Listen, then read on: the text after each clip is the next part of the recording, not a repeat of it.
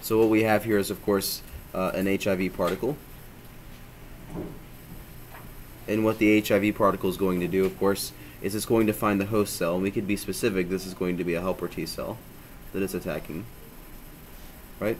But one thing that we talked about yesterday, and I want to make sure that we're remembering that, is that the HIV genome, if you will, that's included is not DNA. That genetic material is actually RNA.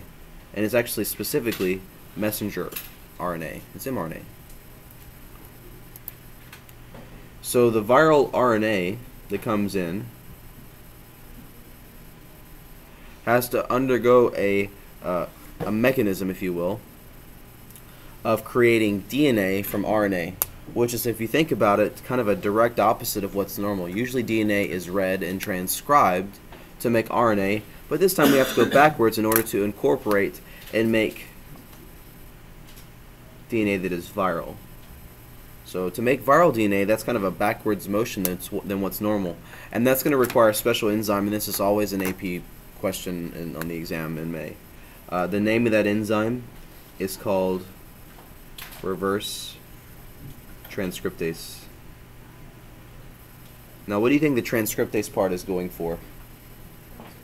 Yeah, and what does reverse mean? So you are reverse transcribing. You're doing backwards transcription. Remember, transcription reads DNA and makes mRNA, and I'm saying that RNA is not read, but unread, if you will, and made into a DNA particle, DNA chain. Now, at that time, what happens is your DNA that's been made is placed inside of the nucleus, alongside of what I would say is your natural DNA. You place what would be the viral DNA in the middle of your normal stuff. So viral DNA is incorporated in this step.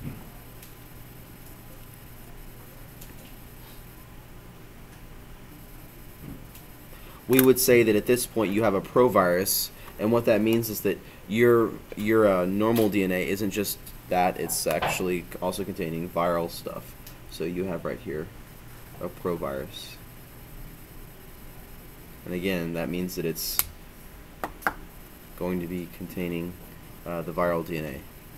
Now, of course, what we're seeing in this next step is a series of events that's going to produce new RNA strands, as well as producing new proteins that will assemble into new HIV particles.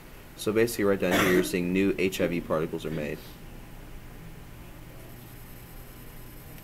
I think Nicole had asked the question about, is that first infection more difficult?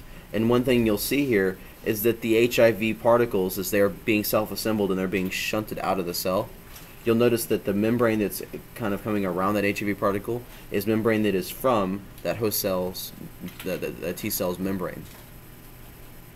So it would be extremely easy for this new viral particle to recognize where to go attack next, because its proteins on its outside match that of a T cell. I mean, if you were going to design something to be destructive and do bad damage, you design it like this. Yes, ma'am.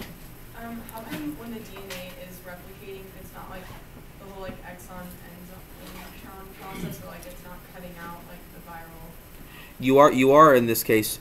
Well, essentially, when you incorporate that DNA into the host cell's normal DNA, there's a start and a stop point in that DNA. So when you transcribe it, you're only transcribing this little section of mRNA, which is for that virus. And then that's that mRNA that's created that is incorporated into the new viral particles. You can see going there and there. And if you think about it, the mRNA, of course, was what came packaged with the thing already. The reason that there's no introns or exons is that usually in very, very simple creatures, intron and exon amounts are non-existent. Like in a bacteria, they don't have a place. We don't say exon or intron with respect to bacteria.